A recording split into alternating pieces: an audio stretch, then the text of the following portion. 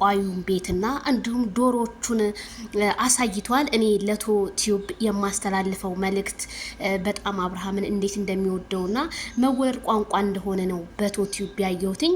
ቶ ራስክን ብትጠብቅ ማለት ራስክን እንደዚህ አጋልጠ በሶሻል ሚዲያ ላይ ነው ሸር እየሆንክ ያለው። ስለዚህ የኛ ሰው ማን እንደሚያጠምድሃት አይታወቅም። ስለዚህ ለምንድን ነው እንደኔ ማክስ የማትለብሰው? በቃ ማለት ይሄ እኮ የህይወት ጉዳይ ነው አይደለ? በሞትና በእንት መካከል ሆነ ነው እየሰራ ያለው። መቼም ይሄ እንጀራ የማያስገባበት ቦታ የለም። በዛ ላይ የርቀት ካሜራ ቢኖርህ እንደኔ መልካም ነው ብዬ ነው የማምነው። እኔ እንጃ በዚህ ልክ ራስክን አሳልፈህ መስጠት ነገ መስዋዕት ያስከፍልሃል። እንግዲህ የጠንቋዩ ዶሮዎች አበዛዛቸው የሚመጣው ሰው ሁሉ ይሄንን ዶሮ እንግዲህ ግብር እየሰጠ እንደሚሄድ እንግዲህ ቡታጅራ ያለውን ጉድ እንግዲህ እያሳየ ነው። በጣም ነው የሚያሳፍረው። እንግዲህ ሰው ከፈጣሪ ወጥቶ ወደ ሌላ አምላኮትነት ገብቷል ማለት ነው። ግን እኔ የምጠይቀው ጥያቄ ቢኖረኝ አሁን ሩታ መተት አድርጋበት ነው ወይስ እንዴትና እንዴት እዚህ ድረስ ሄደው እንዴት መተት ሊያደርጉ ቻሉ?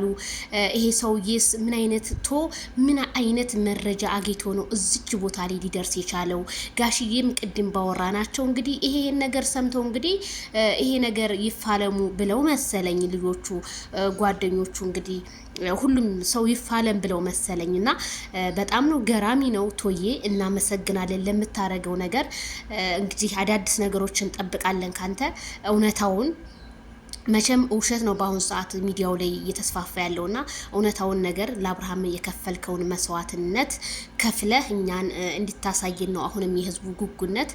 በጣም ነው የምናመሰግንህ። አይዞህ፣ በርታ፣ ጠንክር። ራስክን ግን ብትጠብቅ እንደኔ መልካም ነው። እና ይሄ ሁሉ ለአብርሃም ነው እንደ ዶሮ ሁሉ የተደገመበት? ይሄ ሁሉ በዶሮ ይሆን እንደ የተደገመው? በሀብል ነው አልተባለም ነበር እንዴ? ታዲያ ዶሮ እዛ ጋር ምን ሊያረግ ነው? አሁን ዶሮዎቹ በአብርሃም እንደተደገመ በምን ያስታውቃል? እንግዲህ ይሄን ነገር እንድታብራራለን እውነት ቤተሰብዬ እናንተ ተሰማችሁ ላይክ ሸር